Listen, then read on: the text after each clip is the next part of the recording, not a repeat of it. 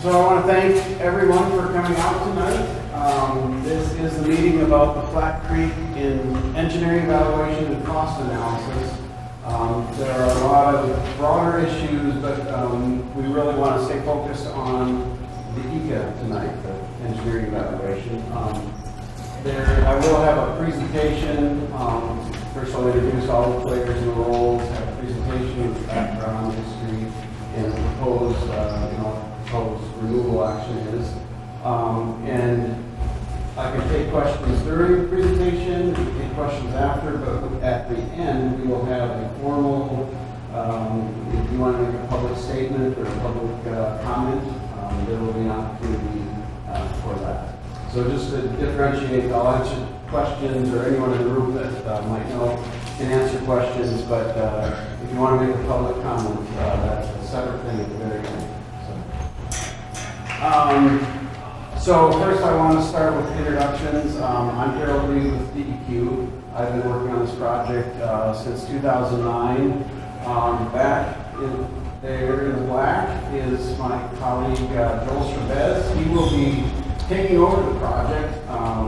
He has over 15 years experience doing the Silverville Creek cleanup, which if you've been to Butte and seen it, it's an awesome job. Great cleanup there. So he's got the experience. He'll be managing the removal project going forward. Next, Chris Edwards, yes, with EPA, and Allie Archer, and Robert Moeller with EPA. Sorry, another Bob back there. So that's the EPA team. So Chris, I don't know. I'm the remedial project manager assigned to the Black Creek Mountain Mine Site, and then Allie is a new RPM. She's going to be taking over the site eventually. Robert's our new community involvement specialist, and so it's really important for him to come out and meet these communities where we're doing work. Sorry, I missed thank you, Chris. I missed part of our DEQ team. Jenny Flaco is our public information officer. And so she's hopefully putting all this together tonight. Thanks, Jenny. Robert Wintergers, back there. U.S. Forest Service. What's your official title? I'm technically the on-site coordinator for this project. Right now I'm an environmental engineer for the Forest Service office. And Carol. Carol Johnson, district ranger here. Okay. All right. Bill Craig is with Tetra Tech. He and Eric Smart have characterized the tailings up and down the creek starting in 2004. They've been working on the project.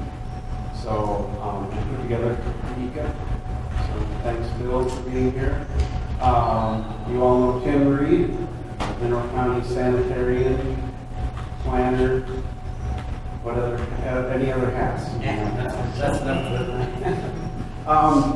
And we have Anita Bailey, and well, we got a lot of staff members. The Technical Assistance Group, Superior Technical Assistance Committee, Anita Bailey, and Dennis. Well, I think later on we'll be giving kind of a statement, maybe. Not if you cover it.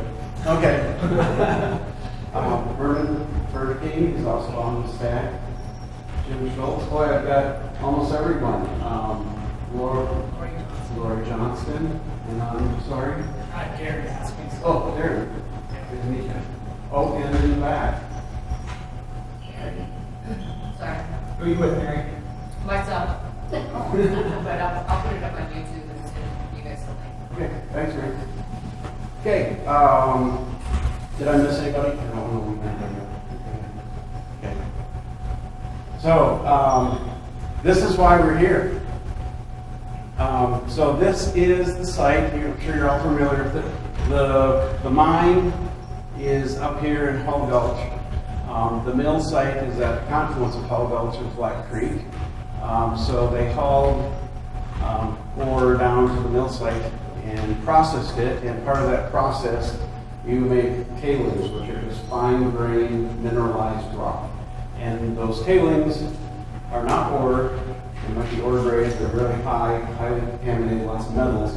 But they were disposed of in impoundments along the creek, and those impoundments later were breached, and the tailings are all along the creek, and some of the tailings were brought into town. So this slide also has the operable units. So after the CERCLA listing, National Priority Sites listing, in 2009, the EPA designated the town of Superior as operable unit 1. The Flat Creek watershed is operable unit 2, and then the Wood Gulch repository is operable unit 3. Yeah. So, history, this is the Iron Mountain Mine, also the town of Pardee. Is that correct? Okay. I don't know the date. These are all from the Mineral County Museum. They have a great slide or photo archive there. And this is another one of one method they use to haul the ore to the mill site. And this is the mill site at the confluence of Paul Gulch here at Flat Creek. So the mine started in 1888 and operated until 1897. It was shut down because there was only one access to the underground mines. Another one, I think this is later, but and then in 1907, the Iron Mountain Tunnel Company drilled a mile back into the workings of the Iron Mountain Mine and brought all the ore out of the tunnel from that point forward. And this is an interesting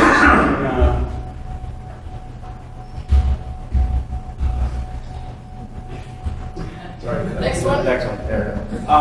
This is the production, and they don't have before 1909, but you can see that most of the production happened in 1913 to 1916. So over 2/3 of what they brought out happened in that 4-year time frame. And it was also a silver lead mine, basically. So ASARCO purchased the mining claims and did some cleanup work at the mill site. Then ASARCO declared bankruptcy, and there were claims filed against their environmental liability, and those claims were settled in 2009. So there's 3 funds that were set up from that bankruptcy fund. So the custodial trust received $2 million, DEQ 1.8 million, and the Forest Service 590,000 for a total of almost $4.4 million. And those funds are specifically for the cleanup of the Iron Mountain Mine and mill site. They can't be used for anything else. So also in 2009, the site was added to the CERCLA, the Superfund NPL list. Operable Unit 1 was prioritized for soil removals, and that work was all done and completed by 2013. Basically, all the town was sampled and cleaned up. So in 2011, the Wood Gulch repository was constructed and had enough capacity for both operable units for a total of 100,000 cubic yards. OU1 generated 29,000 cubic yards, so there's still almost 70,000 or over 70,000 cubic yards of capacity in the repository. So the agencies, DEQ, EPA, and the Forest Service have been working together to characterize the waste along the creek, and we're planning for this joint removal action, which is what the ECA describes. So our removal action, or our ECA, is only for that removal action. Once that is done, there will be more work done, more investigations, more characterizations in the watershed. And the CERCLA process, it was the same one that happened in town. You do a remedial investigation, feasibility study,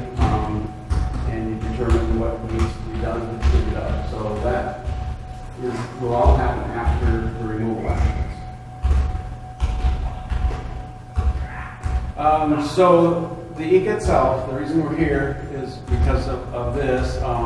So it evaluates the alternatives for cleaning up the mine tailings along Flat Creek, and the alternatives range from doing no action at all to nearly complete removal. And then there's a recommended or preferred alternative action, and that includes removing a majority of the tailings along the creek, which is about 60,000 cubic yards. And when I say removal, it's what it actually is excavating the tailings along the floodplain, and just like it was done in town, we excavate it, put it in the dump truck, and haul it to the repository, and then you rebuild and revegetate the floodplain. So that's, just to clarify, it's a removal action, which is really removing the soil. Again, it's for removing the tailings, but not the waste rock piles. And there's a reason for that. The tailings, like I said, are fine grained, more higher concentrations, more available for exposure. And the waste rock is either not contaminated or it's large, unbroken hunks of rock. And so the exposure is much less. And it's also higher and dry, it's not in the floodplain, not in contact with water. So we're proposing placing the tailings in the repository and then putting a 4-foot evapotranspiration cover over that. And what we call an ET cover is basically, there's enough soil that when rain comes down on it, it holds it in the soil until the plants can uptake it later in the year. So it's a good design for keeping water out of the repository. So the cost estimate for the preferred alternative is $4.2 million.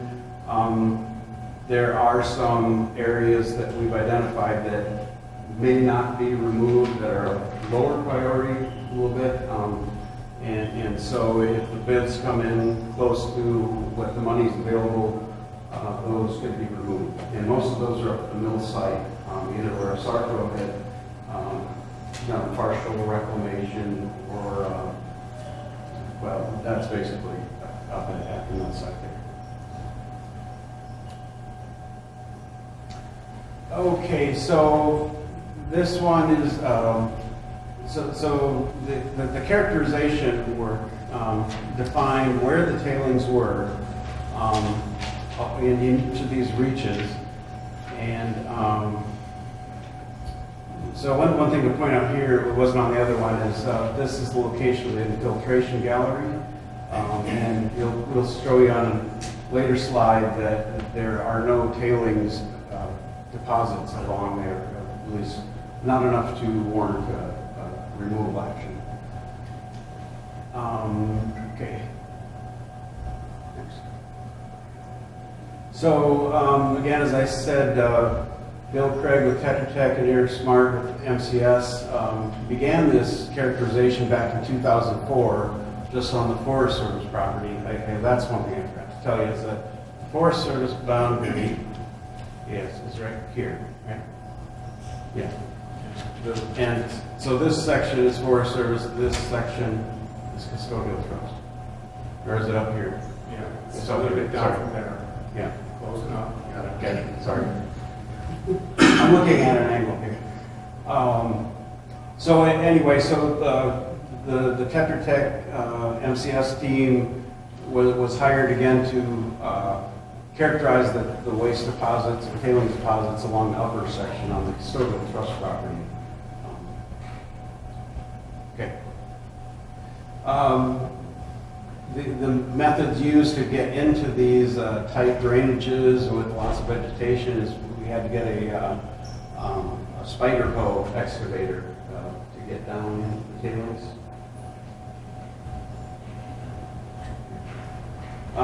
This is a typical tailings deposits, very little vegetation, and just, it's not always red, but a lot of times you can visually identify the tailings. There are some white tailings too, but and it's usually a telltale sign that if there's nothing growing on it, there's a reason. It's toxic to plants, grasses, and things don't grow on it. This is near the lower section. Again, it just shows you know, nothing's growing there, and so what the team did is basically, you know, got identified and surveyed in the extent, you know, both laterally and vertically. And so we got the depths and we got the surface area, and you can calculate the volumes of each of these individual deposits. And they're mapped out and identified. So the method they use is using this field instrument called XRF, X-ray fluorescence, and it gives you real-time analysis of the contaminant levels, and then selectively they would also collect samples for laboratory analysis. So this is from the ECA, but I've kind of shrunk it down to the metals that we have recreational cleanup levels for. Zinc is more of an ecological risk, and these recreational levels are levels for human health exposure. We could have done it for just ecological risk, and these would have been over the action levels for either one. We just need to show that it's warranted to do a removal action, and you see that most of these levels are, you know, way over the cleanup levels. So then I separated out where there's tailings. The orange blocks are the tailings, and so if they sample the tailings, they're almost always over the cleanup levels. And then they went like an inch or two below the tailings, and they're still contaminated. But if they went down, you know, 6 inches below, they're not contaminated. So what that shows is that the contaminants leached out of the tailings a little bit and redeposited in that layer below them, but only about 6 inches below. And by the time you're 6 inches below, you're clean again with your lower levels of contaminants. And then the blue are bed sediments. The stream bed sediments are contaminated, but for many reasons we're proposing not to remove the bed sediments. And I'll get to that later. Anyway, this one just shows that this is the creek level, and they excavated here, and the groundwater is, I think, 6 feet below creek level. This is near the lower part, and this, I just wanted to show that there's sections where the groundwater is the same elevation as the creek, and there's some where the groundwater is lower. That hasn't been exactly defined in the whole section, but we're pretty sure there's a lot of sections where the groundwater is much lower than the creek level. And if we remove the bed sediments, we might not have a creek above the ground anymore. We'd be going underground, and we don't want that. So this is kind of working from the lower section up, and there's this tailings deposit is actively eroding into the creek. Every time there's a higher flow, you know, the tailings are washed into the creek. Another tailings, another creek deposit. This just kind of shows that nothing's growing here. If you kick the soil or kick the duff off of the top, you know, there's tailings underneath there. This shows the extent of the fire, the Westmoreland fire in 2013. And so here's Flat Creek, and so it made it to the west slope, I guess, of Flat Creek.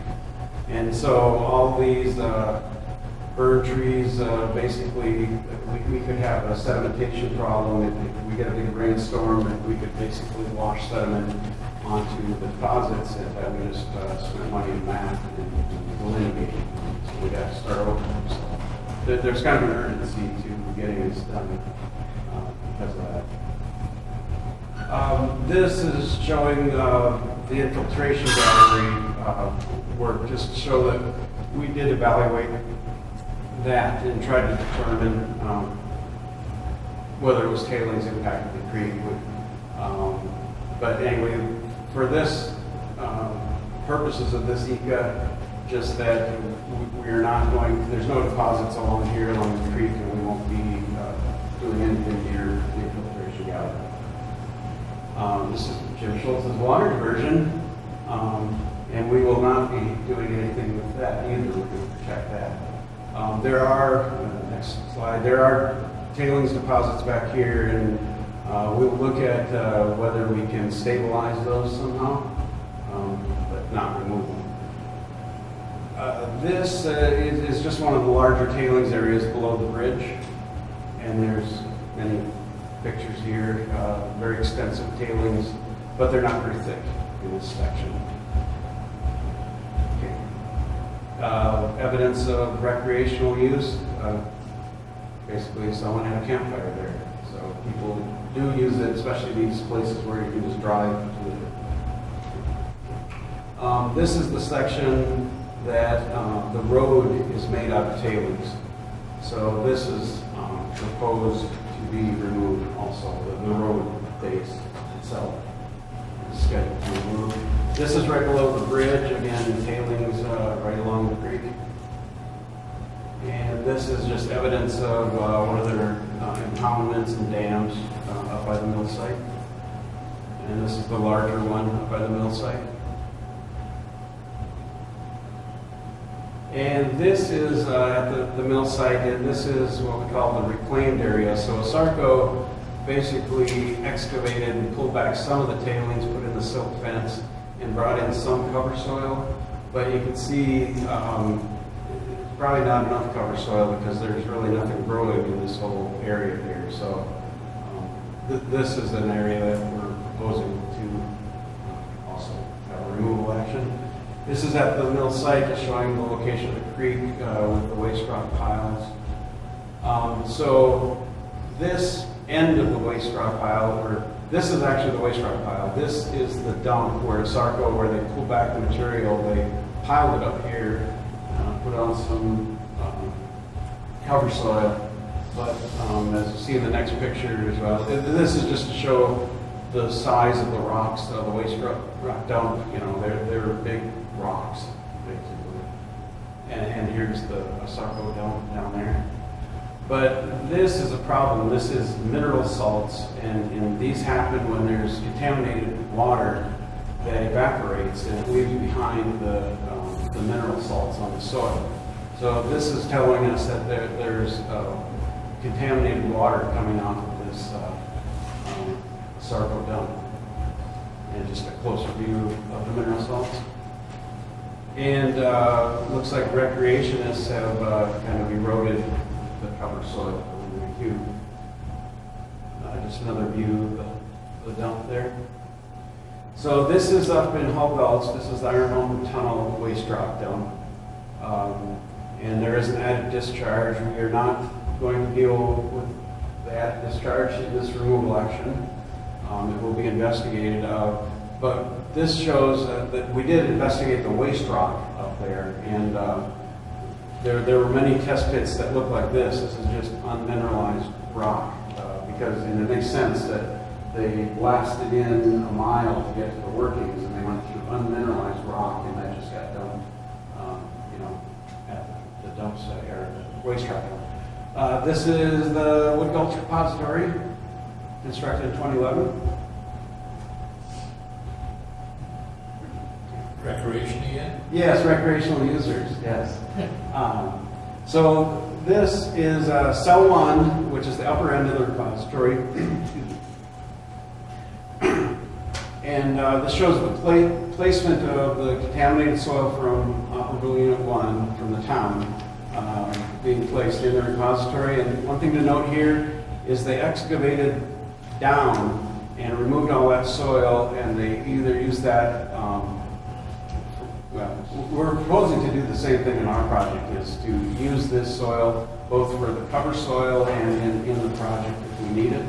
But if you excavate a hole and then fill it, you end up with a similar elevation, and you don't end up with a mountain. So we're hoping to stay at similar elevation with the flood zone. And this just shows the cover soil being placed on top of the waste. So now this is what the ECA actually has. So each one of these tailings deposits, like I said, were delineated on the ground. We have a surface area and we have a depth, which, then you add up all the volumes of materials. And so in Reach A, we have 2,100 cubic yards. And most of these are discrete tailings, kind of smaller deposits. And again, this one shows, there's the water tank. There's very little contamination in most of this. Next.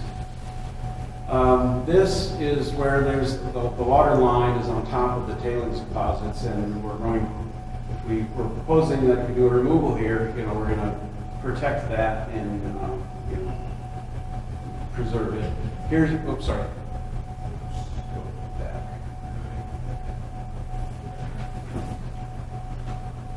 This is the infiltration gallery, just to show that there's no tailings deposits. So these orange ones, I don't know if I can explain that, but the orange ones are the identified tailings deposits, and there's nothing identified along the infiltration gallery. Oh, 3,500 yards. Small amount. This is up near. So this is the Forest Service boundary. So this is custodial trust land. Here's Jim's driveway. There are tailings deposits. One thing to note here is where it's green. That's where we will propose to do a bank stabilization. So there's deposits along the bank, and then you have to rebuild the stream bank. One thing to note here, though, too, is also how close, obviously, the repository is to most of these deposits. So the haul route is very close, which is good. So this section, Reach D, basically we start getting into more extensive tailings deposits. We have almost 11,000 cubic yards identified. There's a small stretch here, it looks like an old road up above the existing road, and that's only 300 cubic yards. Reach E is a narrows area. There's not many tailings deposits. I guess there's one here, 900 cubic yards. Reach F is the largest deposit. This is at the bridge here, and here's the road material, so that's 13,400 cubic yards. And then this is the mill site itself. And so within Reach G, we've identified, here's the Asarco reclaimed area and then the Asarco dump, but there's also other deposits. But in the bid package, we're proposing separating those out so they'd be a separate line item, and they, again, we'll have some flexibility in what gets removed. But then the mill site waste rock dump is here, and that's 11,000. That's waste rock. We're proposing not removing that, and then the Hall Gulch tunnel waste rock dump is 32,000. Again, that's not proposed for removal.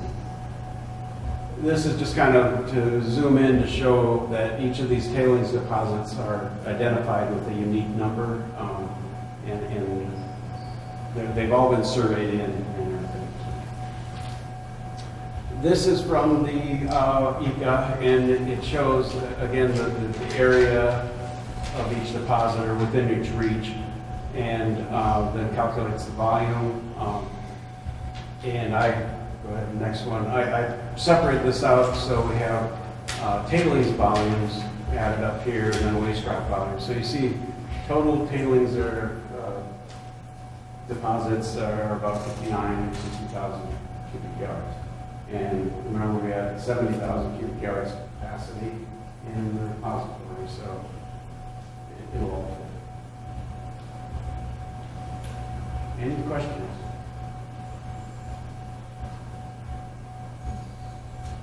So where the mill site was, where you did the, where they had the recreation going up and down there, what's gonna, how is that gonna be laid back to avoid further erosion by the same type of people? We're all pretty sure of who they were, you know, and hopefully they grow up. But the point is that how much is that going to change on that individual spot right there that will not make it desirable or impossible to recreate there, because there's a upper shelf road there, what, 30 feet higher or something like that, at the top of that. How is that going to be sloped back? There's going to be a lot of engineering decisions that will need to be made, and how things are left. I don't know if we have those answers, but we will take into consideration, factors like you brought up there, and how it's going to be sloped, what the final land use looks like. So, but whatever is there is going to be clean material or waste rock.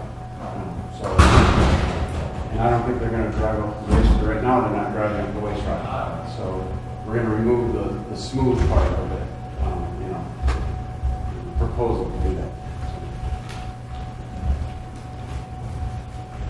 For what it's worth, that material they pushed up on that hill was hydro seeded, and it was all blue in color. I was just coming down the creek from Honey, and the guy was there, and he came out of Bitter at some place. And I looked at it, and I go, oh my God, what is it, the home of the Smurfs?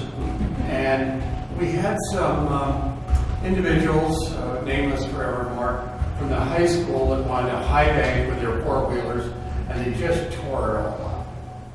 And so the time and money and effort was wasted. Yeah. That's not important. I realize that. It's obvious that it was somebody tracked over it. Because there's still parts that are, have some vegetation on it, some cover soil and some vegetation, but a lot of it's gone. Never took. So going back up then at that same junction, taking the left-hand fork, going up that draw there, that's Holdall? That's Holdall, yeah.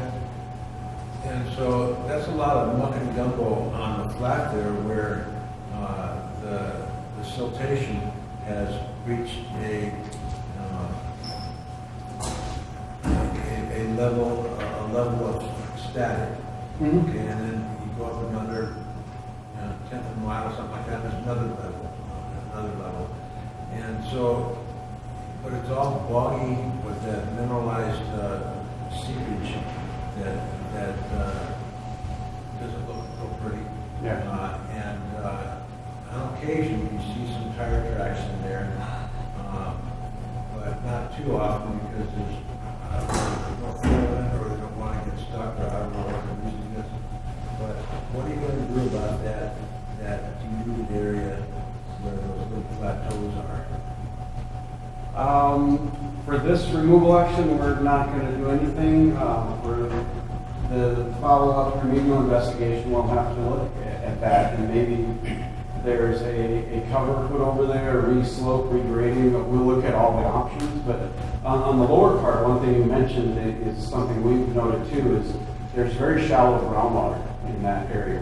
Our test pits, we found it a foot or two below the surface. So it is a wet area, and that's something we'll have to take into account during the removal actions, the shallow groundwater. At the base of that, well, a little bit further down, closer to the road, Mm-hmm. Sarko sunk a well there.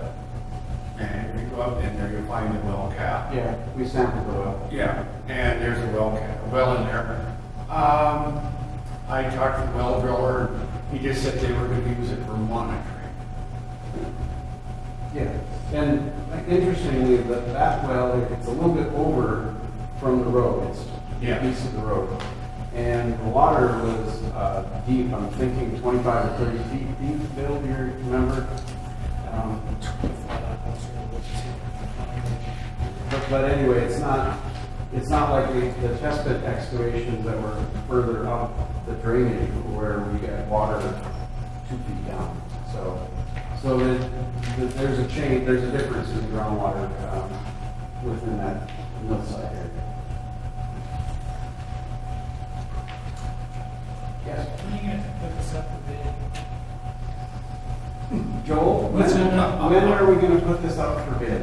Oh, well, we've got to get these, public comments to get that, and then if the decision is to go with the preferred alternative, if that's the decision, what I would do was get this spun up and get it up to bid the third weekend of June. And work would commence possibly. First of August. Okay. August. That is as fast. Yeah, but that's how long it's gonna take you. I think when it's all looking at, and I just got there today, looking at, I spent more time looking at, I think we're looking really at about, probably all said and done, about 70,000 cubic yards of removal when you get it all done. And I think it should take 5 months. So, to me, it would be important now, especially right now, to take advantage of the glut in the oil market. All these jobs burn up a lot of diesel fuel, and it's fairly inexpensive. So I think it's advantageous to get going as soon as possible, take advantage of that price. And if we started this country in August, we could have August, September, and probably most of October. After that, we'd be thinking about going away pretty fast. And then come back and finish up the next year. So ideally, one would start at the Hall Gulch, the top of the range, and start coming down. That's my thoughts now. Will there be a premium paid to the contractor to get it all done this year?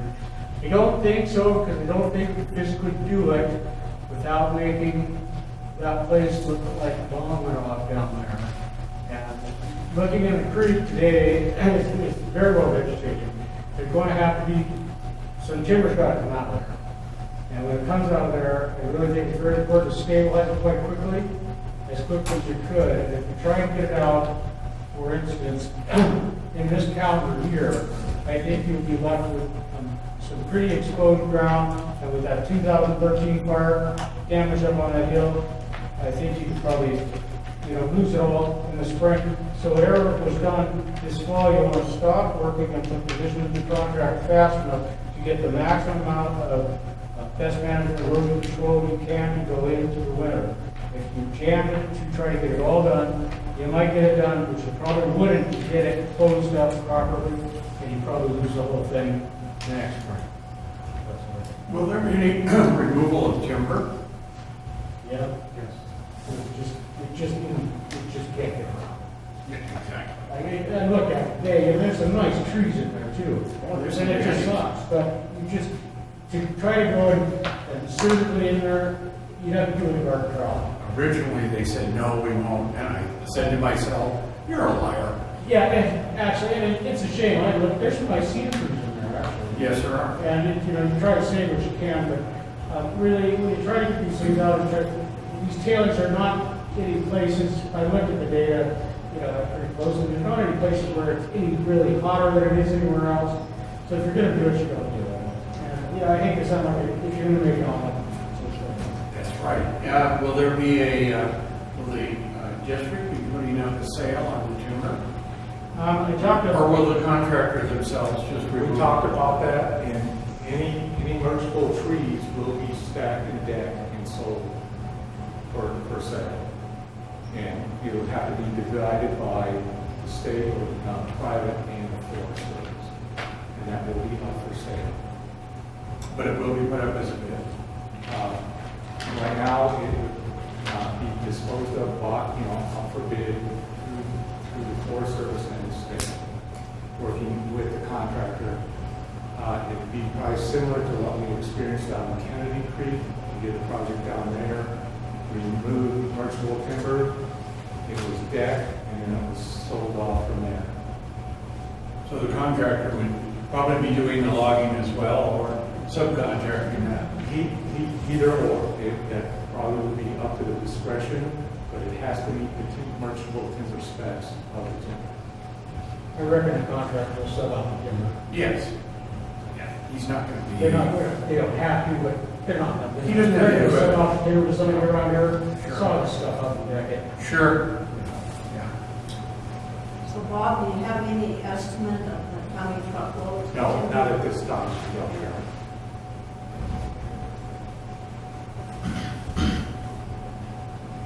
It was past project that we, a lot of timber can be used back in the stream bed, you know.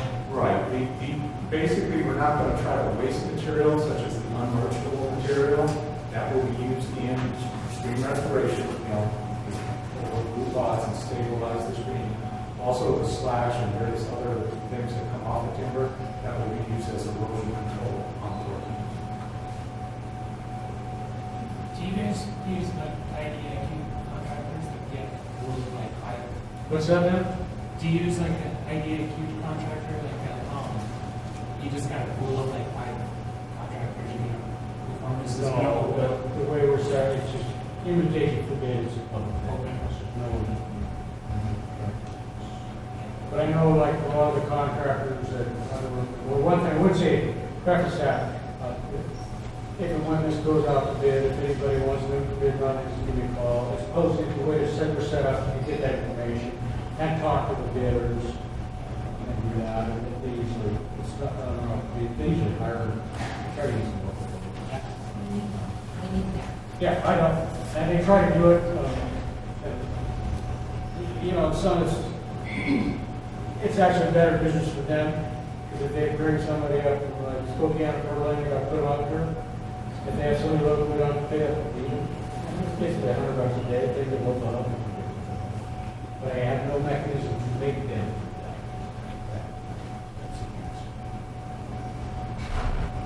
Because when they did this cleanup in town, they used people from St. Louis, I think it was. I don't know, I wasn't, that's the, And then they stayed in Missoula, they didn't even stay here.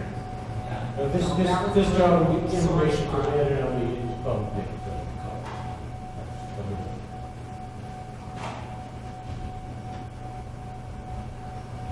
Any further questions for this part? And Dennis, did you want to say anything about the stack? Well, just real quickly, STAC was set up in 2009, made up of interested individuals as well as the town of Superior and members from the county commissioners or their staff. And so, in general, we've been trying to be an intermediary between the experts and the Joe public, and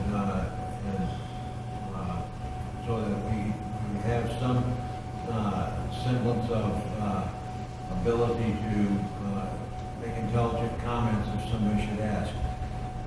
There was an EPA grant that provided us the opportunity to hire our own technical advisor, independent of the expertise that we had. We had a foil that was able to give us additional insight where we thought it was needed. And that seemed to have worked out fairly well. It's a continuing grant, but you have to keep on applying for it. And I think just off the top of my head, it's been something like maybe as many as 25 people from the community that has been actively involved, actively or partially involved in the STAC membership. And STAC again stands for Superior Technical Advisory Committee to help with this remediation. Jim or Herman, do you have anything more to add on that? No, the questions I was gonna put forth pretty much got answered. But I think you guys did a good job of bringing forth anybody that didn't show up. Sorry for them, but you can ask questions and stuff later. It's recorded, it's going to be on YouTube. But I just made it, I think that it's been one of the better ones, as far as I'm concerned. It was well thought out, proposals to slips, and I see the amount of tailings that I've been harping on from day one keep going up. Never gets smaller. Yeah. I can tell you that. That's why I said that. But the first proposal came out when we first got into this. I said, them are way out of bounds. It's never been said that one. Yeah, so that's what I see now. I think they're probably fairly close, if not accurate, to what's got to be moved.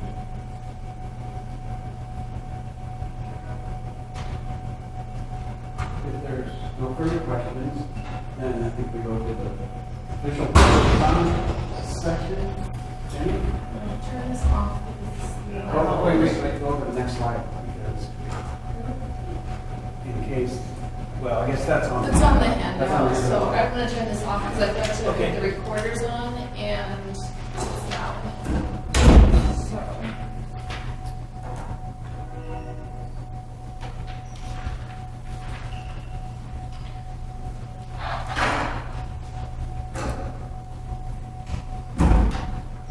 Okay, so this is the hearing, it's the time and place to receive comments on DEQ's engineering evaluation and cost analysis for the Flat Creek Mountain Mine National Priority List Superfund Site. I'm Jenny Flato, I'm the Public Information Officer for the Montana Department of Environmental Quality. Interested persons may present their comments either orally or in writing at today's hearing. No other oral comments will be received during the public comment period. Written comments may be submitted to Jill Chavez no later than 11:59 Mountain Standard Time on January 25th, 2016. Jill's address is on the handouts over here that most of you picked up. Because we are recording and will transcribe this hearing, all witnesses who wish to present oral comments must stand up and speak clearly so that the recorders can pick up your comments accurately. Prior to making your statement, please identify yourself by name, your address, and your affiliation, if any. With that, we'll be taking comments.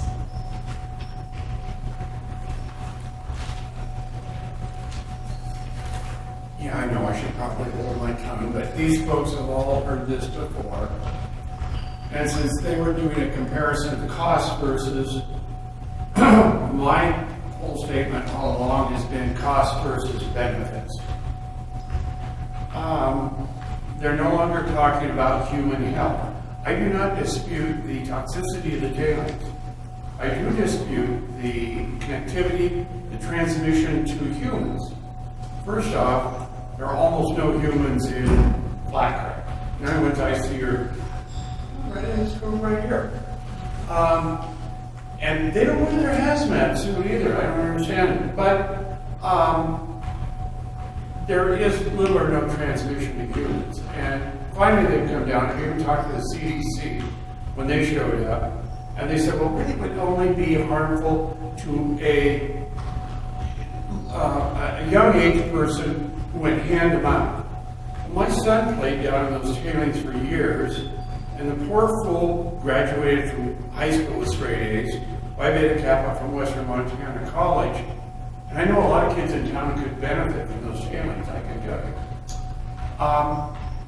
Now they don't speak so much about the human problems from the tailings. Now we're talking about the aquatic health.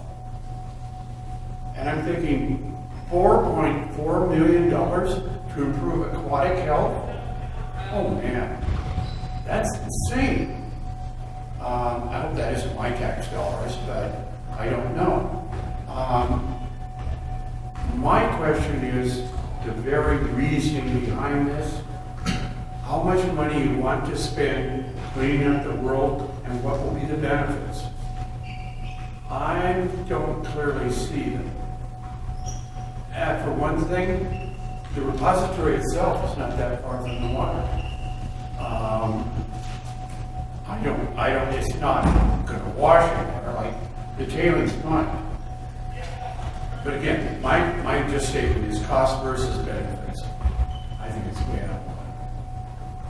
Can you state your name and address for us? Oh, my name is Jim Schultz. Address is box 123, Superior, Montana. My position is self-proclaimed Lord of Flat Creek.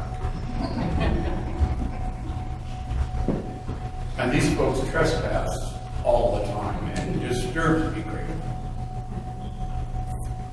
Do we have anybody else that wishes to make an oral comment? Okay. Tim Reed, Mineral County Environmental Health Sanitarian Planner. I'm curious of when the action memo was going to be generated between the DEQ and Forest Service. See that document. I'd like to see the funding agreement between the DEQ and the Forest Service. That would be interesting to that. I'm still curious who's going to do the project design, who will provide that, and when do you anticipate that report, or when we're going to see some design on that thing. I'd like to see or have some expectation of when the community can see a remedy for the two left in place waste rock locations, or what's the idea of that? How are we going to analyze that and see what's going to happen to that rock that is obviously contaminated? How will the mitigation action be managed? I'm presuming that DEQ can take the lead, but then how does the oversight between the Forest Service work with that, if the lead is through Joel and the DEQ? And my primary interest is that, does the Forest Service have something to say about the way that mitigation is happening on their stretch of Flat Creek? I'd like to know what percentage of waste in proximity of the stream will likely be removed with the preferred action that you've lined out in the numbers and that. I'd just like to have some kind of idea. Is it going to be 70, 80, 90, close to 100% of what it's going to be in numbers? I have spoken a number of times with the one resident that lives beyond Jim Schultz's driveway. He uses that Flat Creek Road for the only access to his property from mid-April through the end of October, November, not so much November, but into October there. Alan cannot feasibly get to his residence that's farther up Idaho Gulch or any other way. And he is definitely very concerned that he's going to have limited access, especially if you start the road construction in the middle of the summer. I mean, he's going to be, at times of the year he's not there, then he certainly has a strong preference that the road reconstruction would be at the time when he's not there. Those are just some comments that I thought would be pertinent to the record.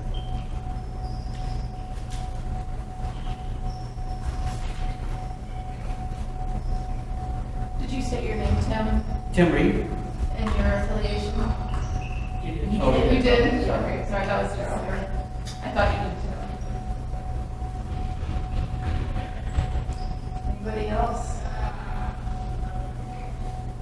Okay, if there's no more oral comments tonight, that will conclude this hearing, but you can still submit written comments up until 11:59 Mountain Standard PM, Mountain Standard Time on January 25th to Joel Chavez, and again, his address is on the back of the handouts, or you can get in touch with one of us, most of you have his number.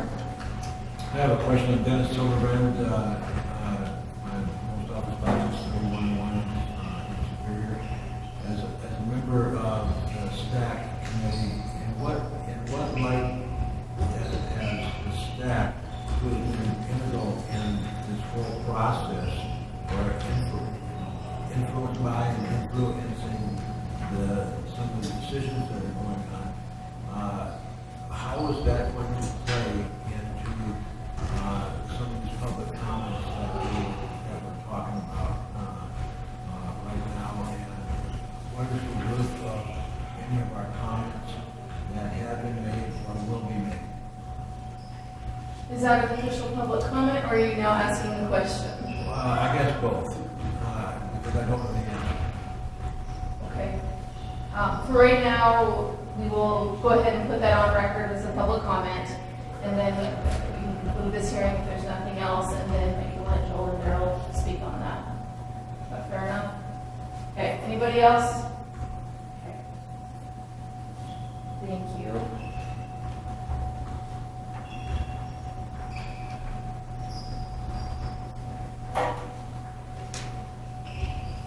Okay, so that will go in there as a public comment as well.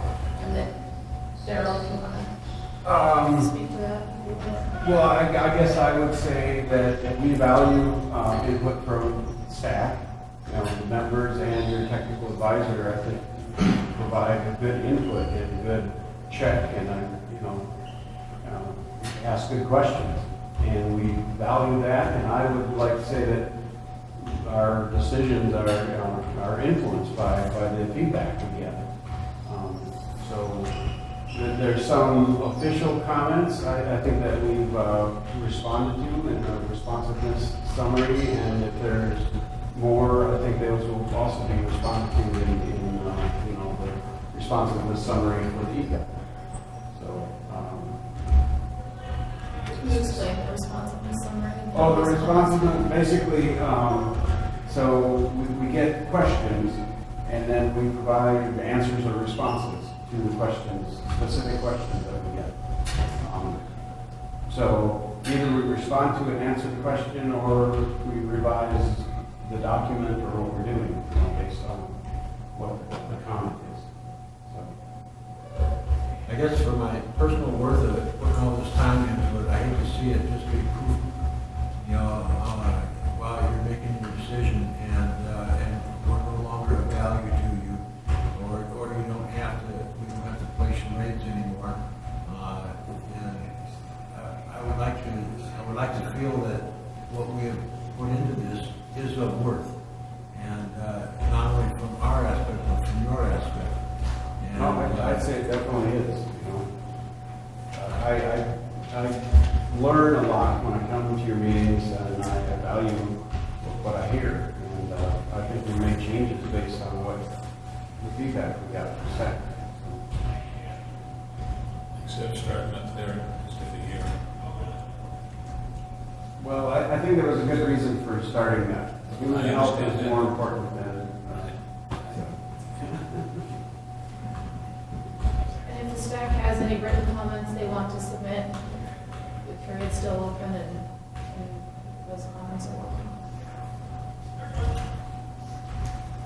Daryl, what's you're not showing us any pretty pictures of what it's gonna look like later.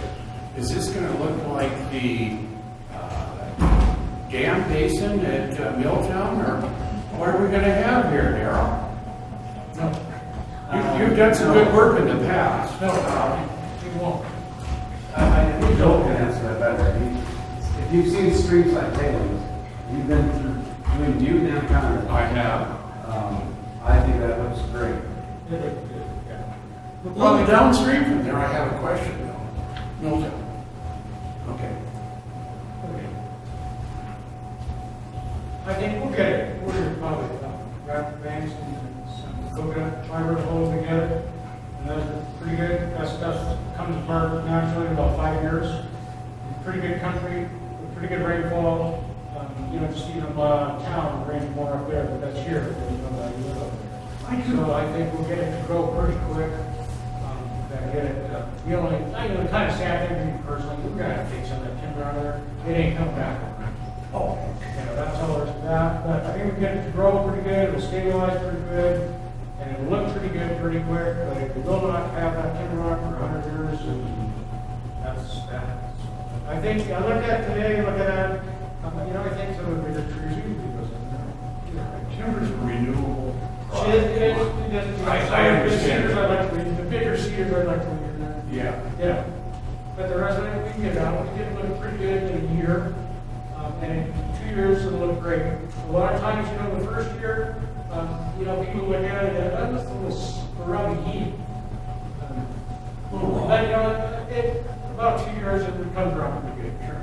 I just wanted to throw something about the Milltown dam basin outage, that was all.